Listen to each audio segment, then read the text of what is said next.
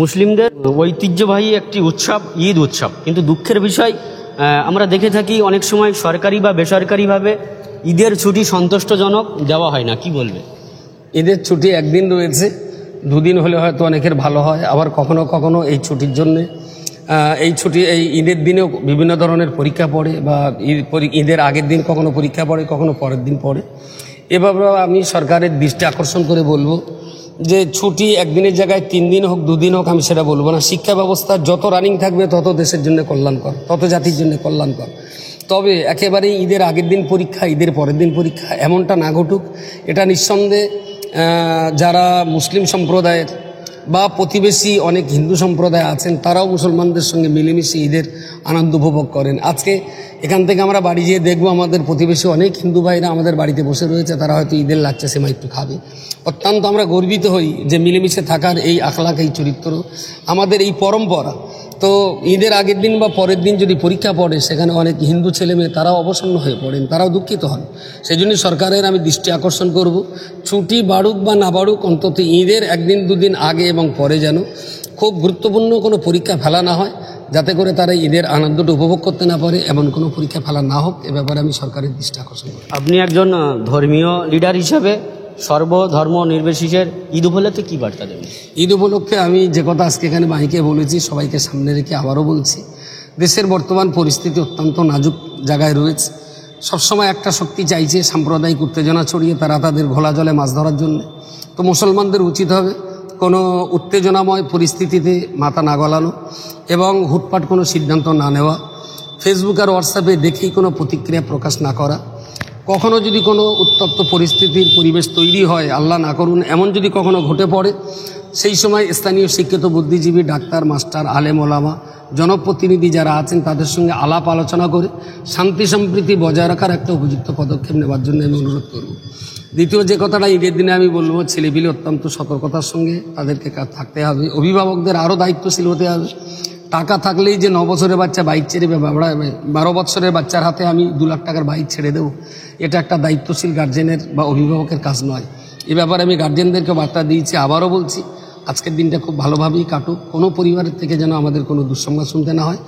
সেই সঙ্গে সঙ্গে আমি বার্তার কথাও বলেছি যে ঈদের নামাজটা আমাদের জন্য যত জরুরি, বাচ্চা কাচ্চাদের লেখাপড়া শেখানোটা তার চাইতে অনেক জরুরি, অনেক জরুরি। ঈদের নামাজ না পড়াটা যতটা অন্যায়, সন্তানদের শিক্ষার অধিকার থেকে বঞ্চিত করা তার চাইতে অনেক বড় অন্যায়। সুতরাং প্রত্যেকটা পিতামাতা যেন শিক্ষার ব্যাপারে যত্নবান হন, তারা তাদের সন্তানদের আদর্শ দিনী শিক্ষা, সেই সঙ্গে সঙ্গে আশ্রিত আলিম, এটার ব্যাপারে সবাই যাতে যত্নবান হন। এবং 18 বছরের আগে কোনো ছেলে মেয়ে নাবালককে কোনো কাজে কেউ যেন নিয়োগ না করেন, এটা আমাদেরকে সচেতন হতে হবে। কোনো সরকার, কেউ আমাদের ভাগ্য পাল্টে দেবে না, আমাদের ভাগ্য আমাদের নিজেদেরকেই পাল্টাতে হবে। যদি আমরা আমাদের ভাগ্য পাল্টে নিতে পারি, জয় আমাদের সুনিশ্চিত। আগামী দিনে আমাদের বাচ্চারা মাথা উঁচু করে দাঁড়াবার সুযোগ পাবে। ধন্যবাদ। প্রিয় দর্শক, আমরা এই মুহূর্তে দাঁড়িয়ে আছি নূরপুর চাপালি দারুল হুদা ইসলামিয়া মাদ্রাসার প্রাঙ্গণে। আমরা হুজুরের কাছ থেকে শুনে নেব, দেখতে দেখতে 30টি রোজা পেরিয়ে মুসলিম উম্মাহের জন্য একটি বৃহত্তম উৎসব ঈদ উৎসব। রমজান মাসে 30টি রমজান মাস রোজা রাখে এবং দান সাদগা করে, নফল ইবাদত করে, কিন্তু তার পরপরই ঈদের দিন বা ঈদের নামাজ শেষ হয়ে যাওয়ার সাথে সাথে সেই সমস্ত ব্যক্তিদেরকেই দেখতে পাওয়া যায় ঠিক শরিয়াতের খিলাফ কাজে লিপ্ত হতে। তাদের উদ্দেশ্যে কি বলবেন? তাদের উদ্দেশ্যে বলার আমার এতটুকুই যে তারা যদি ইসলামটা ভালোভাবে জানতেন, তাহলে ঈদের উৎসবের পর, ঈদের নামাজ, দোয়া, খুতবার পর অন্তত কোনো পাপের কাজে তারা যেতেন না। এর একমাত্র কারণ হলো ইসলামী বুনিয়াদি তালিমের অভাব রয়েছে। তো সেই জন্য ইসলামী বুনিয়াদি তালিম যদি তাদের ভিতরে থাকতো, তাহলে তারা আর এই সমস্ত পাপ কাজে যেত না। এটা আমাদের জন্য অত্যন্ত দুঃখজনক যে ঈদের আতর কানে লাগিয়ে, ঈদের শর্মা চোখে লাগিয়ে মানুষ যদি কোনো পাপের কাজে যায়, এটা আমাদের জন্য অত্যন্ত দুঃখজনক, ব্যথাজনক এবং লজ্জাজনক। যে সমস্ত ভাইরা এখনও ভুল বুঝে ইসলামকে না জেনে এই পথে পা বাড়িয়েছেন, আমরা তাদেরকে খুব আন্তরিকতার সঙ্গে আহ্বান করছি। ঈদ একটা ধর্মীয় উৎসব, আর ধর্মীয় কোনো উৎসবের সঙ্গে কোনো পাপের সম্পর্ক নেই। তো আপনারা ফিরে আসুন, ঈদের দিনে অন্তত নতুন করে কোনো পাপ কাজে আপনারা জড়াবেন না। আমরা দেখছি অল ইন্ডিয়া সুন্নাতুল জামাত দীর্ঘদিন ধরে শিক্ষা নিয়ে দারুণভাবে কাজ করছে। তো নারী এবং পুরুষ উভয় পক্ষের মাঝে শিক্ষা দেওয়ার চেষ্টা করছে। তো সেই জায়গায় দাঁড়িয়ে আপনাদের এই সমস্ত প্রতিষ্ঠানগুলি একেবারে খেটে খাওয়া মানুষের অর্থের বিনিময়ে বা পাশাপাশি এক শ্রেণীর ধনী ব্যক্তির অর্থও এই সমস্ত প্রতিষ্ঠানগুলো আপনারা লাগান। বিশেষ করে রমজান মাসে একটা মোটা অঙ্কের অর্থ জনগণের কাছ থেকে আপনারা কালেকশন করেন বা জনগণ আপনাদের হাতে তুলে দেয়। তো এই বৎসরে আপনারা এই সমস্ত প্রতিষ্ঠানগুলো দানের সাড়া কেমন পেয়েছে? দানের সাড়া অত্যন্ত ভালো। অর্থনৈতিক পরিকাঠামো মানুষের খুব ভালো জায়গায় নেই, রাষ্ট্রীয় অর্থনীতিও আদৌ ভালো জায়গায় নেই। যারা ভালো ভালো ব্যবসায়ী মানুষ তারাও ভালো ব্যবসা পরিচালনা করতে পারছেন না। এরপরেও আমি জনগণের দাতা যারা তাদের প্রতি কৃতজ্ঞতা স্বীকার করি বলছি, দানের অংশটা তারা কমাননি। অন্যান্য বছর যেমন দান করে, এবছর তুলনামূলকভাবে দ্রব্যমূল্য যে হারে বৃদ্ধি পেয়েছে মানুষের দানের হারও সেই পরিমাণ বৃদ্ধি পেয়েছে। যত দাতা এই সমস্ত মাদ্রাসাগুলোতে দান করেছেন আমি তাদের কাছে কৃতজ্ঞতা স্বীকার করছি, তাদেরকে ধন্যবাদ জানাচ্ছি। আর একটা জিনিস মনে রাখা উচিত, আমাদের দেশে বড় বড় মিশনগুলো যা চলে সেখানে একেবারে দুধের স্বর তুলে নেওয়া হয়। তো একটা প্রাইমারি স্কুলে যদি 500 বাচ্চা থাকে তার ভেতরে দেখা যায় 2টো বাচ্চা মিশনে চান্স পায়, 499টা বাচ্চা তারা মিশনে চান্স পায় না।